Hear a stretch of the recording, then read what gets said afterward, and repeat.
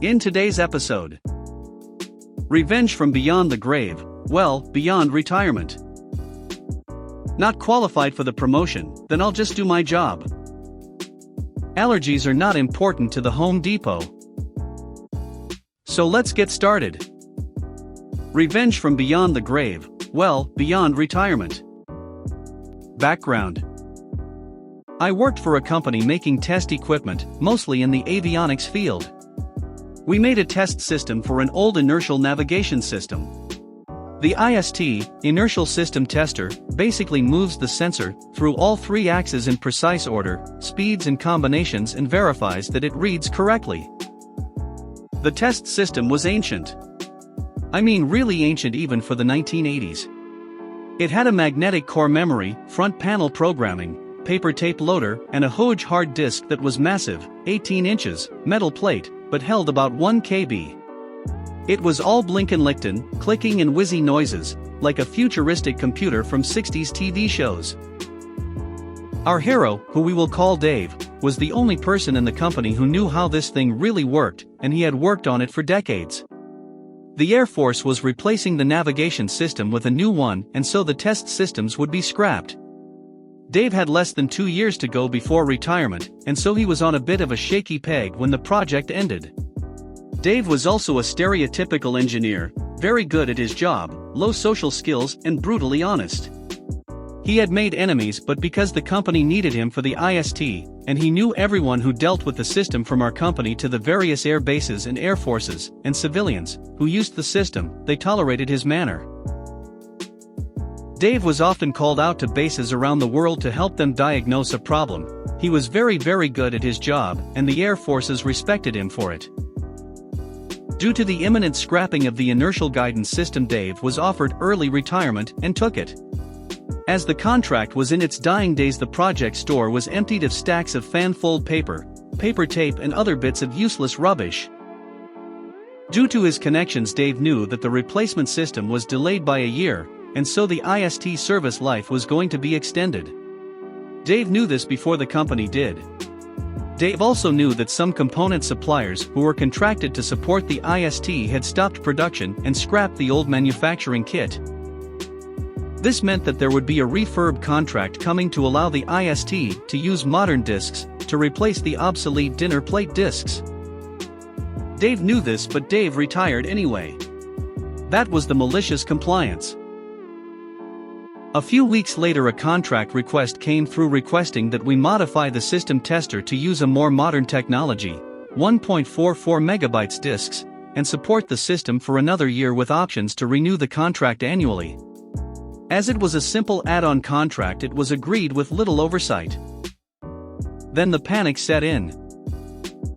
Nobody knew how to code the system. It was written in Fortran, and a 1960s version at that, and also some machine code for an ancient processor that nobody had ever used. The majority of us had never seen the spider's web that was magnetic core memory. We didn't know where the source code had been archived, and we didn't have a paper tape punching machine star. We eventually found a printout of the source code with some handwritten annotations, and had no clue if that was the installed software version or not. Config Control Department did not give a damn about a 60s-era system that had remained unchanged for over a decade, and they didn't know much about it. But Dave knew. And Dave was waiting for the phone call to ask. Dave agreed to come back part-time as a contractor at a sphincter-puckeringly high hourly rate for the duration of the contract. The contract was extended another 6 months sometime after, taking Dave almost to his retiral date, but with a huge amount of money in his last 18 months. I liked Dave. He taught me a lot. We eventually found an old tape punching machine in a local newspaper of all places. They used the tape to transfer the article text from the reporters' consoles to the compositing machine. Just for the geeks.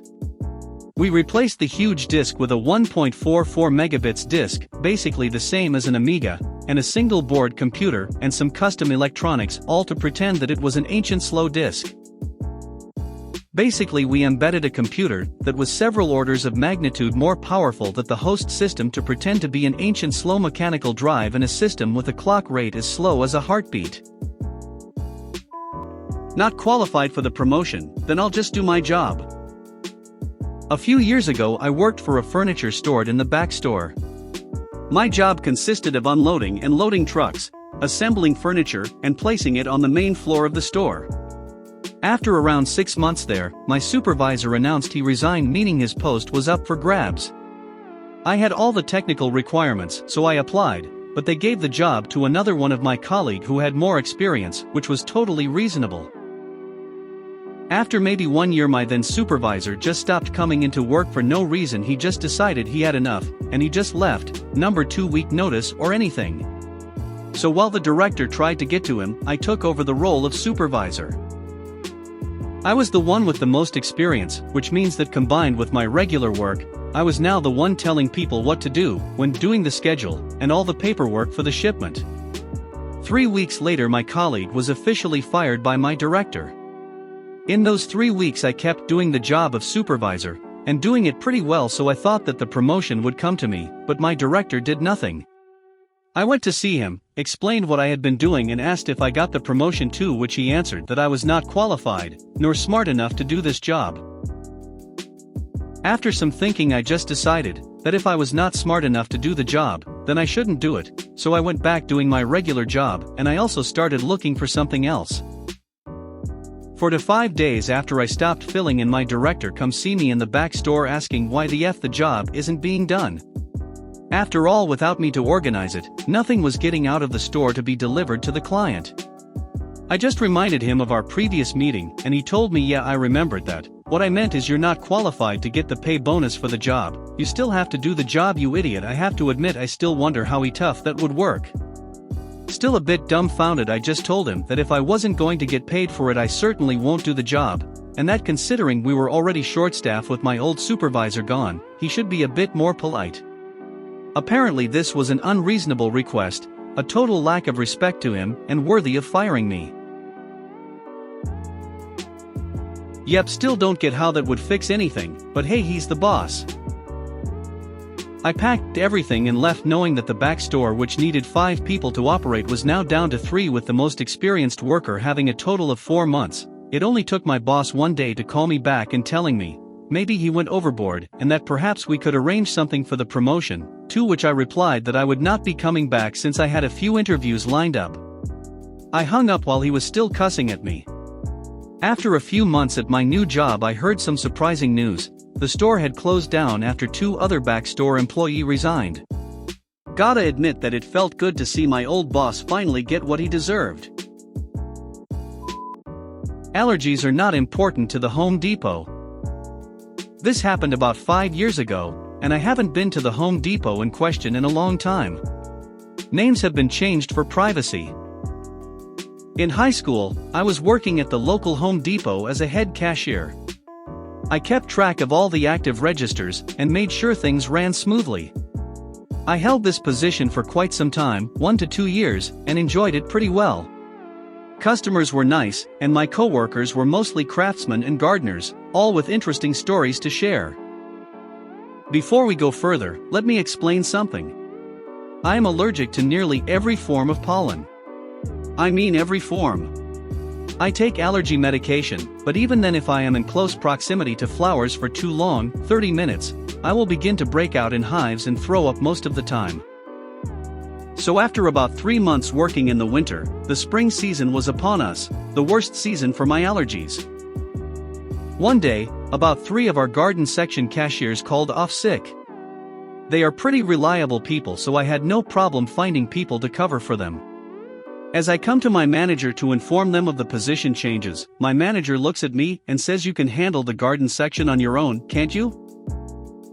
I inform my manager that I could cover it for at most 15 minutes before my allergies flare up and he'll have to leave. He states we don't have any documents on file that state you are not fit to work in the garden section, so unless you come to me with a doctor's note stating your allergies, I couldn't give less of AF***CK. I don't know who shit in his Cheerios that morning, but I complied, saying I want to be sure of what you are asking. You want me to work in a section which is hazardous to my health instead of placing equally capable employees in that section. Did I stutter? He said. Okay, sure, I said. I make my way down to the garden section, and immediately my eyes are stinging. I decide that I am going to stick it out for my boss's sake, no matter how shitty my service becomes. The first 10 minutes are pretty uneventful, but then a customer asks me about the rash on my arms. The Home Depot does not care about allergies, I say, as I do not have official paperwork. This customer looks extremely concerned, asking for my manager's name. At this point, I was feeling nausea hit me. I throw up in the trash can at the register, turn back to smile, as well as I could, and say I work under Bob. The customer reassures me that I will be okay, and tells me I should head home. Turns out, this guy, Nick, was a higher-up at the Home Depot's regional management and was my boss's boss. So, naturally, I comply with the chain of command and head to the locker room to pack up. As I am packing, Bob comes in, fuming and cursing, telling me I have no right to leave yet, and that my shift is not over for another 5 hours. I simply say Nick told me to go home. Bob's face gets redder as he threatens to fire me, saying I was lying, and tells me to go back out. I comply, knowing that I will see Nick on my way out. I pass Nick, still in the orange apron, and he asks me where I am going. I say that Bob told me to go back to work. Nick's expression goes from concerned to furious, as he takes my apron from me and tells me I'll be paid for the full shift, and to go home. I come into work the next day to see that Bob's nameplate has been removed from the office. I ask our HR rep what happened, and apparently, after I had left, Nick stormed Bob's office and proceeded to perform an audit on all of his past employee complaints. This guy had been throwing out complaints for the past 5 years. Needless to say, there was an opening for the store management position, and I was given a week's vacation for my troubles. My satisfaction was huge. If you made it to the end of the video, thanks for watching. Don't forget to like, subscribe and share, and we will see you in the next video.